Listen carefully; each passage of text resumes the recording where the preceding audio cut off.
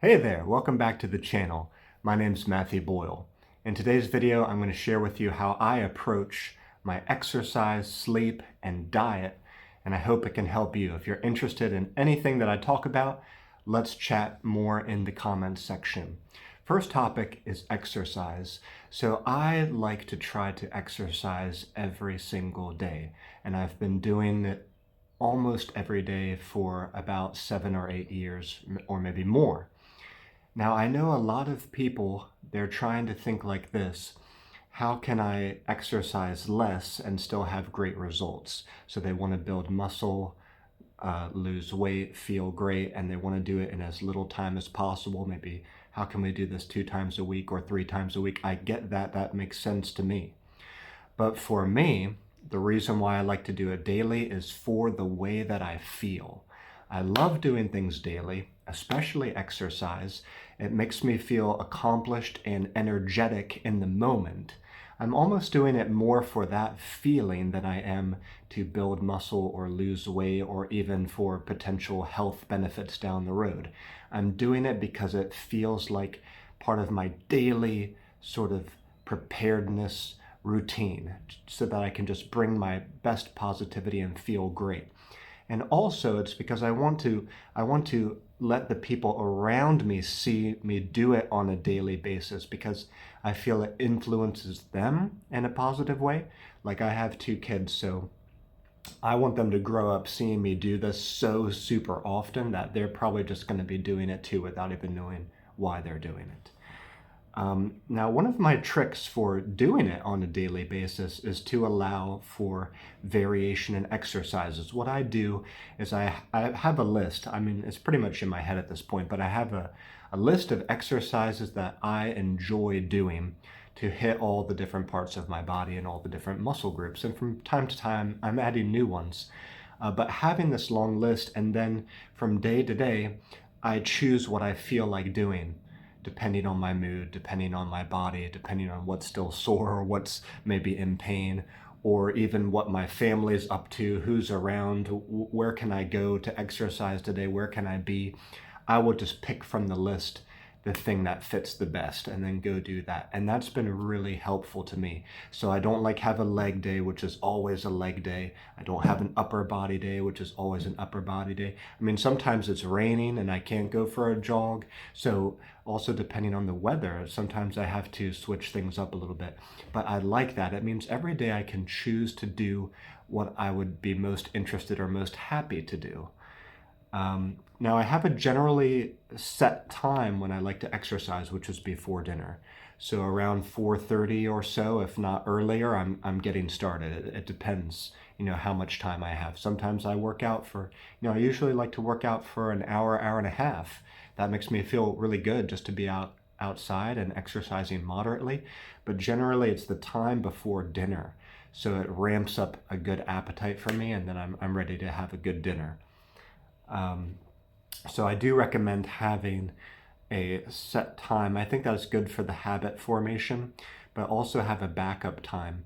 So like this happened just the other day where I was going to be too busy in the afternoon and I couldn't do my exercise before dinner, but I was thinking ahead and I knew the next day was going to be like that. So I moved my next day's exercise to the early morning and I got a jog in. So have your set time when you try to exercise, but have a backup time in case that primary time is going to fall through. Another thing that I've gotten better about in the recent maybe year or so is trying not to overdo it, because it's easy for me to go too intense, to overdo it. I like that feeling, but then it really messes up the sleep. And when you mess up your sleep and you have a breakdown in your sleep, that derails your whole life. So you want to have a good workout, but not go too far that it gives you trouble to go to sleep at night and messes up with your sleeps and your hormones and all that kind of stuff. And the last thing that I'll add before we move on is I do like to keep track of my steps. It's so easy with the phone or like a smartwatch now.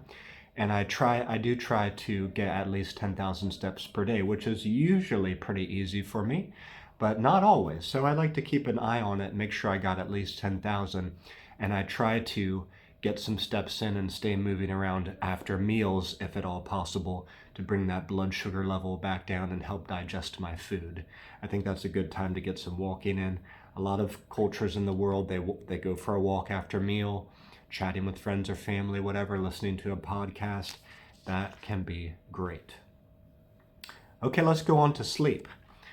So a friend of mine many years ago shared with me a quote which I love and I never forgot. He said, "The day begins when you close your eyes." And what that quote means is, it's so important to go to bed on time and get a good sleep, because that's your first step of your next day. That's the foundation of your whole next day. If you mess that first step up, your next day is going to be off track, right? So sleep is super important. And what I found in my life as I got older and as I accumulated more and more responsibilities, all kinds of different goals and plans and activities happening more and more. I have a wife and I have 2 kids. What I've found is that sleep becomes ever more challenging to do well, and also ever more important to try to do well. So it's really not something you can avoid, especially if you plan on having family or having, a partner living with you. If you plan on challenging yourself more, taking on more responsibilities, if you want to keep taking on more and more, you have to be serious about all the things we're talking about in this video, but especially for sleep. Now, if you're like me and you're living with multiple people in a fairly small space, or you're living, together in your apartment or your home or whatever, what I've found is it's really good to have clear routines that everybody knows, and to try as far as possible to stick to generally the same schedule. Some people might not like it. It might not fit them exactly right. But if everybody tries to lean towards the same plan, it's actually the most beneficial way for everybody. So if you can have sort of a pre-sleep routine where the lights start to go down low and eventually turn off, if everybody knows, where they're going to be when they sleep, what they need to have by their bedside, all that's got to be thought about and ironed out, and everybody has to respect everybody else so that everybody can try to get to sleep on time. And it's, it feels maybe like less fun because you can't just stay up and do what you want all the time. But it's better because it sets your whole next day up to be positive and successful. And that once you hook into that will be a more powerful motivator for you, I think, than just staying up late and watching sort of mindless TV. Now, I do have a concrete tip or a tactic, and this is something that's been helping me a lot recently. Again, there's been a lot of phases where busy with kids, super tired, kids interrupting my sleep, being sick. Sometimes I actually have a cold right now. One thing that helps me is not to look at screens before bed. I think that kind of gets your mind all jazzed up in a bad way and sort of messes up your sleep later in the night. I think a better way is to listen to things, and to listen to things that you enjoy, that are positive, but that you're also very familiar with. Because if it's something new, something novel, you're going to want to try to tune into it, to listen to it, to understand it. It's going to be stimulating you mentally. But if it's something that you know very, very well, like a favorite TV show, again, I recommend something positive. You don't want to sail off to sleep listening to a lot of negativity. But if it's something positive, happy, upbeat, maybe like a comedy sitcom or a comedy show, I think comedy is a great idea. Or maybe some positive or gentle music, things like that. If you have a routine of putting on that thing every night, it really will make you go to sleep very fast. Music is interesting that way. I have a favorite album, or 2 or 3 favorite albums that I've always been exercising to for years. I've found nothing better.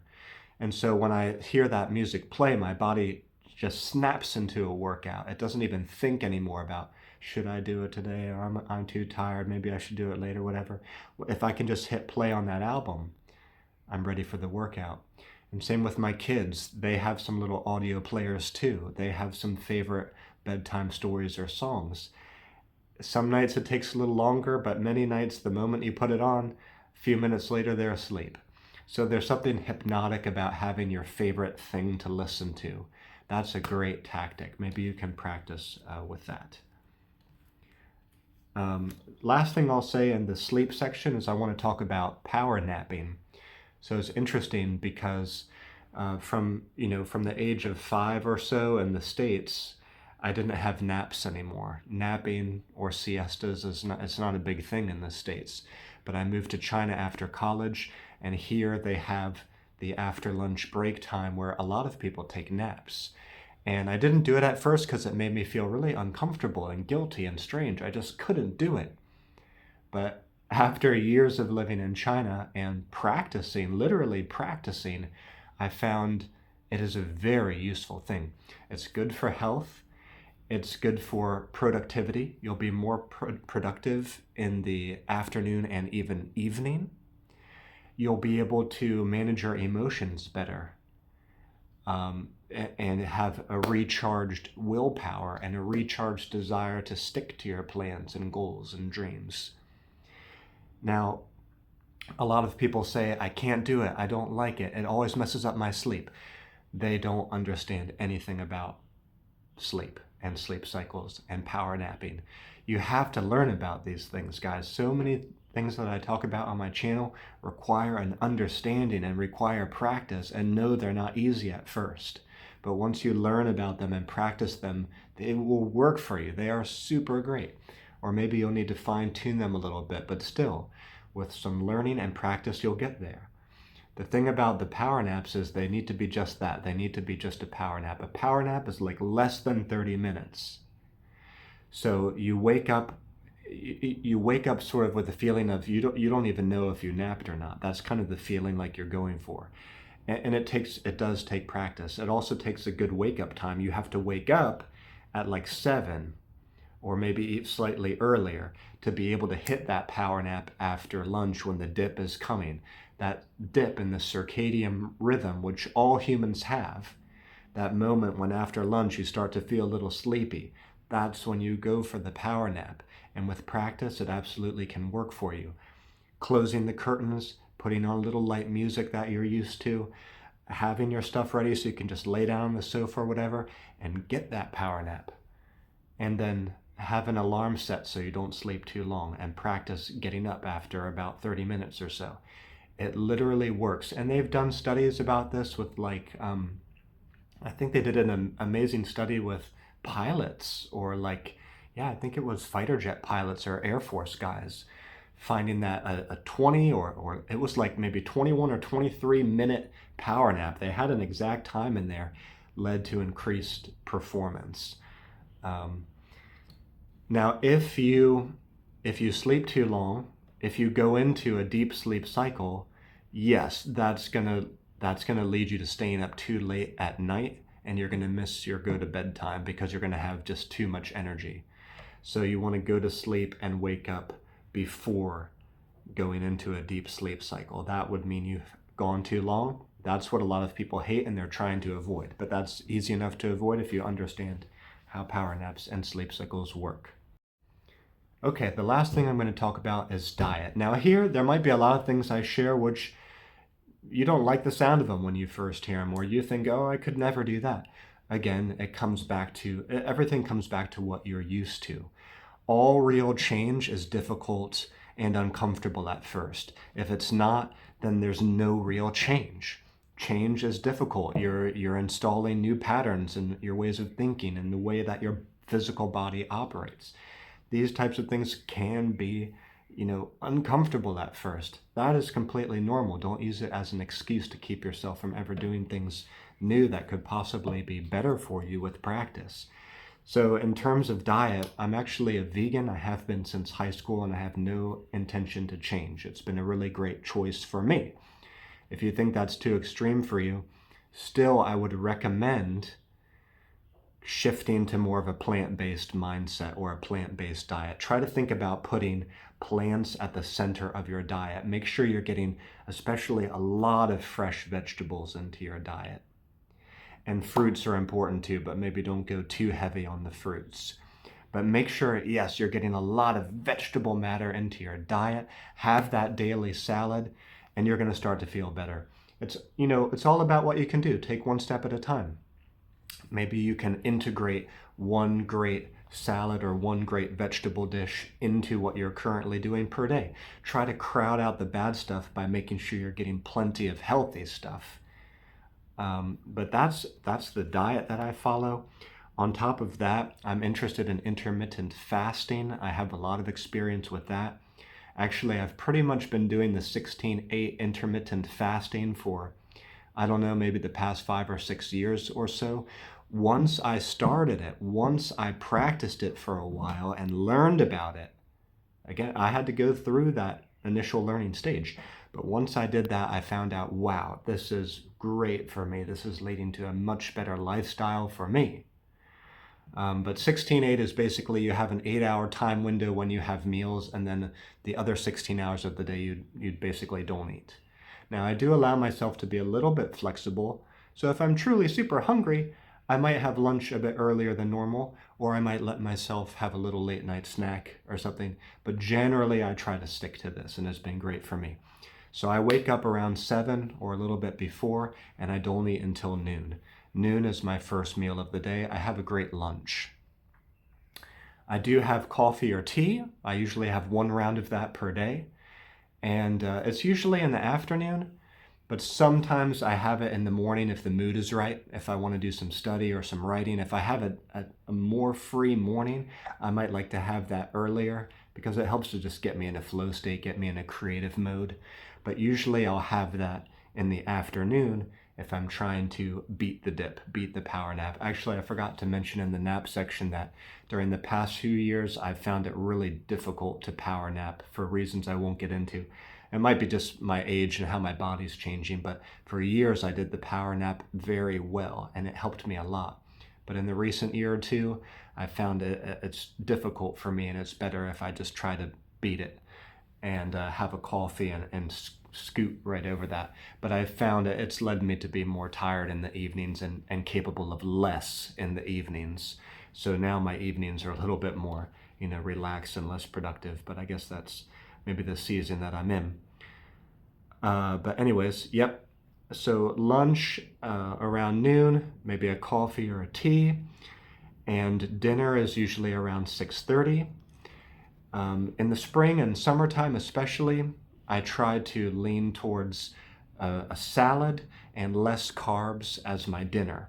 Because I find when I overeat too much at dinner time, especially when I eat too many carbs, it leads me to feel bloated and just looking kind of fat and bloated in the mornings. I think that food doesn't digest too well. I think, again, it might be due to age, maybe my metabolism's slowing down, but if I eat too much too late at night, I don't think it digests very well. I think my metabolism is already slowing down.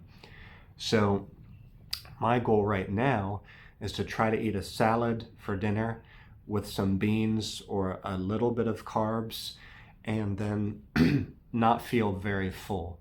Maybe feel a slight little bit of hunger. Maybe just have some water with a little lemon and try to go to sleep. And that makes me feel lighter and more ready to go in the mornings. Back to why I fast in the mornings, because I feel it keeps my energy higher in the mornings. Memory better, focus better, productivity. I can just wake up in the morning and go and get down to business. And I don't have to worry about making breakfast or eating a breakfast, which will slow me down, make me feel groggy. That's how I feel when it comes to having a big breakfast. There are some mornings where I'll do like a brunch if that's what fits. But usually what I find is no breakfast works much better for me in my life. Some little tactics. I think it's good if you can have some healthy snack choices available if you get a little peckish, if you get a little hungry. There's nothing wrong with having a little snack, but just try to make it a healthy one. If you try not to bring a lot of junk foods home, the moment you buy it in the store and bring it home, you're going to finish it all. So just try to not even buy that stuff. Try to pick out some healthy snacks that you would be interested in, that you think are tasty, and keep those around. And tell yourself that, yeah, if you're feeling a little bit peckish, you can have those. Have like a trail mix pack with some dried fruit in it or something like that. Have a soy milk box or something like that, so that it's easy to just have that. You know what I mean? You gotta do these things for yourself to make it a little easier for yourself to avoid the bad stuff.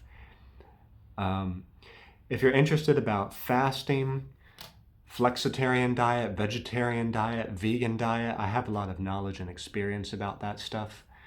And I live in China, so we have easy access to markets. So my family does a lot of shopping in the market, so we get a lot of fresh produce too, which is important. I hope what I have shared here can help. I really think learning about exercise, diet, sleep has helped me to achieve some really, a really wonderful lifestyle, really wonderful goals, and bring around me really wonderful people. I've been able to do, I think, incredible things for myself, my friends, my family, the people that I care about, because my health is good and I can stay active. I'm 38 now. I'm still very active, very fit. I'm really one of the fittest people that I know in the community that I live in. I know I've inspired others to get more active, people younger than me, people older than me. I'm not like an athlete, okay? But to be an athlete is kind of like my ideal. So every day I'm striving to have that sort of self-image that I am an athlete, even though I'm not. I try to imagine that I am. I like that feeling of getting out of doors and becoming stronger and more energetic and more positive. So maybe that's an important thing too, is you have to click into a new self-image. You have to build a new self-image for yourself as someone who cares about sleep and diet and exercise, and someone who's getting better at it. If you construct a better self-image for yourself as someone who's trying to install those new goals, and you also link up with other people who are thinking that way so you can support each other, that sort of self-image change, that self-ideology change, a lifestyle change, that's what's going to help you keep your new goals and plans in place. That's what's going to help you build momentum.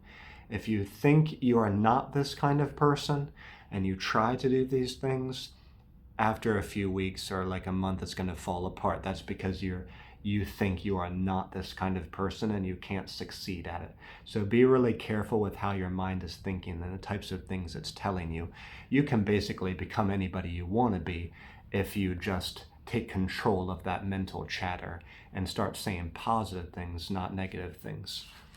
Hope this helps, and I hope to chat with you in the comment section. Bye-bye for now.